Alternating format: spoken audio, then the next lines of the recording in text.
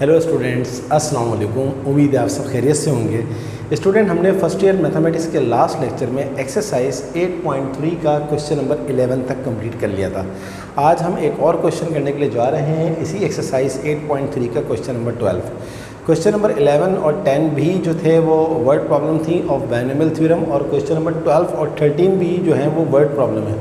तो सबसे पहले हम देखते हैं 12 में हमसे क्या पूछा जा रहा है। For what value of n do the coefficients of the second, third and fourth terms in the expansion of the binomial 1 plus x to the power n form an AP? कहता है n की value बताओ इस expansion के अंदर जबकि इसके second, third and fourth term के जो कोफिशिएंट्स हैं वो क्या बना रहे हैं? एपी। एपी का मतलब होता है अर्थमेटिक प्रोग्रेशन। अर्थमेटिक प्रोग्रेशन असल में क्या है? Chapter number 6 exercise 6.1।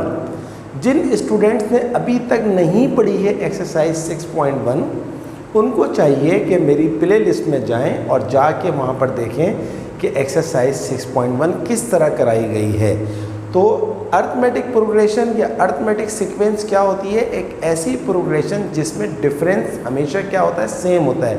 यानी कि हर आगे वाले नंबर में से पीछे वाले नंबर को जब माइनस करते हैं तो आंसर हमेशा सेम आता है। तो ये चीज़ हम बहुत डिटेल में कर चुके हैं चैप्टर नंबर 6 में।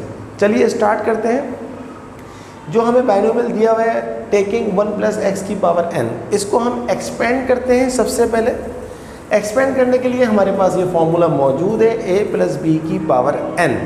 ये वाले फॉर्मूले से भी ये हो सकता है, बट फिर मुझे NCR को खोलना पड़ेगा क्योंकि सिर्फ और सिर्फ सेकंड, थर्ड और फोर्थ टर्म दी हुई है। हाँ, अगर 12 टर्म या 15 टर्म या 20th टर्म दिया हुआ होता तो फिर तो इस बायनोमियल थ्योरम को खोलना हमारे लिए अजाब बन जाता, फिर हम डेफिनेटली टर्म फार्मूला यूज़ करते हैं। बट अभी जो है वो सेकंड, थर्ड और फोर्थ टर्म दी हुए, तो इस फार्मूले से काम ज़्यादा जल्दी से हो जाएगा। देखें, हमें ये देखना होता है कि हमारा काम ज़्यादा जल्दी से कब होगा और हमें किस में ज़्यादा कंफर्ट है। तो इस फार्मूले को इस सवाल के ज़रिए करेंगे तो ज़्यादा जल्दी हो जाएगा। यानी कि सॉरी, मैंने उल्टा बता दिया, इस सवाल को इस फार्मूले के ज़रिए करेंगे तो ज़रा जल्दी हो जाएगा। चलिए खोलते हैं इसको। अब देखें, यहाँ पर a जो है वो 1 है और b जो है वो x है। अब इस पूरे फार्मूले में जहाँ जहाँ आपको a नज़र आ रहा है आप वहाँ रखेंगे 1, और जब 1 से कोई चीज़ मल्टीप्लाई होती है तो वही चीज़ दोबारा आ जाती है। तो एक फ़ायदा ये फार्मूला लगाने का इस सवाल में ये होगा कि 1 रखने की ज़रूरत ही नहीं है। डायरेक्ट बस जहाँ जहाँ पर b है वहाँ पर आप क्या रखते हैं? x रखते हैं, और a रखने की ज़रूरत ही नहीं है। तो क्या फार्मूला है हमारे पास? a की पावर n यानी कि 1 की पावर n। 1 की पावर n क्या होती है? 1 होती है, प्लस n ऐसे ही आ गया। a रखने की ज़रूरत नहीं है। b हमारे पास क्या है? x upon 1 factorial plus n into n minus 1। 1 रखने की ज़रूरत नहीं है, a रखने की ज़रूरत नहीं है। b स्क्वायर यानी कि x square upon 2 factorial plus n into n minus 1 n minus 2 upon 3 factorial. 1 रखने की ज़रूरत नहीं है क्योंकि a 1 है, x क्यूब रख दिया। खुल गया। कितनी टर्म खोलनी थी? 4, क्योंकि 4 तक की बात कर रहा है ना वो। तो 1 2 3 4 ये हमारे पास आ गई 4 टर्म। अब इसको थोड़ा सा सिम्प्लीफाई कर लेते हैं। 1 plus n x upon 1 factorial 1 होता है तो 1 लिखने की ज़रूरत नहीं है, plus n into n minus 1 x square upon 2 factorial जो होता है वो 2 होता है क्योंकि 2 1 2, plus n into n minus 1 n minus 2 upon 3 का फैक्टोरियल क्या होता है? 3 इंटू 2 इंटू 1, 3 2 6 6 1 6 एक्स क्यूब। यहाँ तक हम पहुँच गए। अब अकॉर्डिंग टू क्वेश्चन उसने क्या बोला है? Second term, third term and fourth term के coefficient.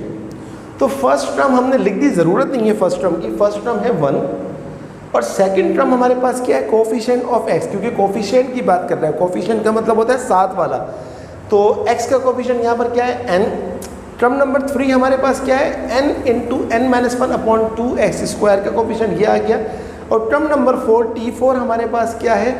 n into n minus 1 into n minus 2 upon 6। According to question उसने कहा है कि term number 2, term number 3, term number 4 are in AP। ये AP बना रहे हैं यानी कि इनका डिफरेंस सेम होगा।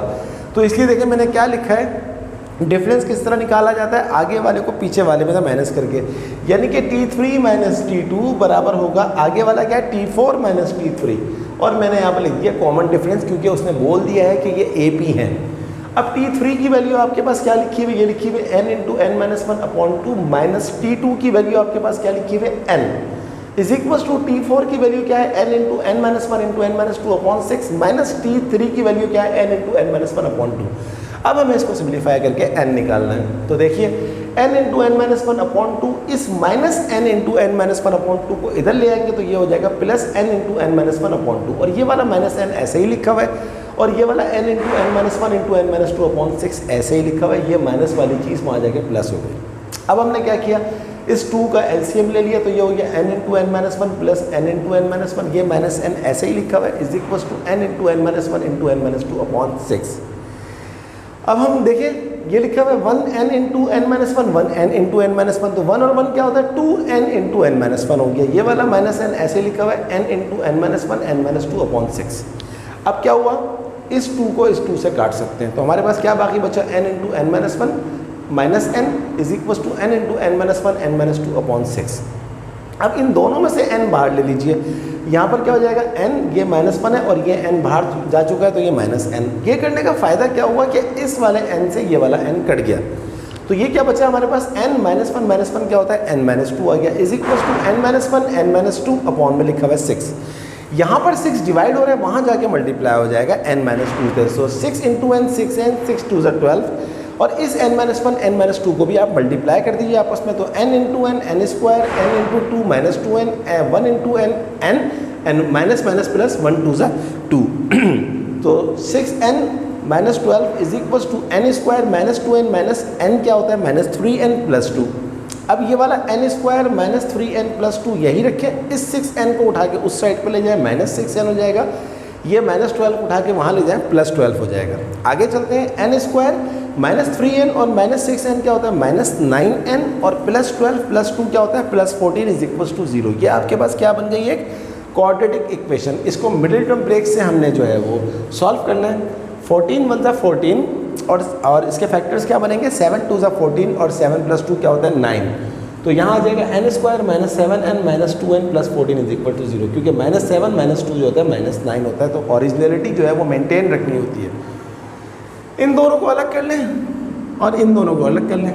इन दोनों में हमारे पास कॉमन क्या आ रहा है n, यहाँ बचेगा n माइनस 7, इन दोनों में कॉमन क्या आ रहा है हमारे पास माइनस 2 ले लें, माइनस माइनस प्लस 2 से 2 कट गया, n 2 4 7 = 14, n माइनस 7 हमारे पास क्या हो गया सेम हो गए। इन दोनों को एक दफ़ा लिख लें, n माइनस 7 यहाँ क्या बचा n यहाँ क्या बचा minus 2 is equal to 0। n minus 7 बराबर होता है 0, n माइनस 2 भी बराबर कर लें 0 को, यहाँ से n का वैल्यू आ गया 7 और n का वैल्यू आ गया 2। अब n पॉजिटिव होता है, n 2 हो सकता है, लेकिन इस सवाल में जो n है वो है नॉट एडमिसिबल। क्यों? क्योंकि अगर मैं 2 यहाँ रखूँ, सवाल के अंदर अगर मैं 2 रखूँ तो 1 प्लस x की पावर 2 हो जाएगा, लेकिन सवाल में तो लिखा हुआ है कि थर्ड टर्म फोर्थ टर्म, तो जब हम 2 रखेंगे तो 3 टर्म से ज़्यादा खुलेगा ही नहीं, लिहाजा 2 नॉट पॉसिबल 2 नहीं हो सकता, क्योंकि हमारे पास सवाल में यहाँ पर क्या लिखा हुआ है second third and fourth term, और 1 प्लस एक्स का स्क्वायर जो होता है वो होता है 1 plus 2x plus x square. 3 terms तक खुलेगा, तो 4 टर्म तक खुलेगा नहीं, hence n should be equals to 7। इसका आंसर बुक में 7 ही लिखा हुआ है। तो ये हमारा जो था क्वेश्चन नंबर 12 था, बहुत अच्छा बहुत ज़बरदस्त सवाल था। It is the combination of binomial theorem and arithmetic progression, and I hope you completely understand this question. सही है जनाब स्टूडेंट, ये थी हमारी आज की क्लास एक्सक्यूज़ मी, जिसमें आज हमने क्वेश्चन नंबर 12 किया। अब इस एक्सरसाइज में सिर्फ एक क्वेश्चन रह गया, क्वेश्चन नंबर 13। इंशाल्लाह नेक्स्ट लेक्चर में क्वेश्चन नंबर 13 भी कंप्लीट कर लेंगे, और इसके साथ ही हमारा जो है एक्सरसाइज 8.3 कंप्लीट हो जाएगा। आप सबसे रिक्वेस्ट है कि काइंडली अगर अभी तक आपने मेरे चैनल को सब्सक्राइब नहीं किया, उसे ज़रूर सब्सक्राइब कीजिए। मेरी वीडियोस को लाइक करने के साथ साथ अपने तमाम दोस्तों को ज़रूर शेयर करवाएं, और उनसे भी कहें कि मेरे चैनल को ज़रूर सब्सक्राइब करें। तो स्टूडेंट्स, अगली क्लास तक के लिए अल्लाह हाफ़िज़।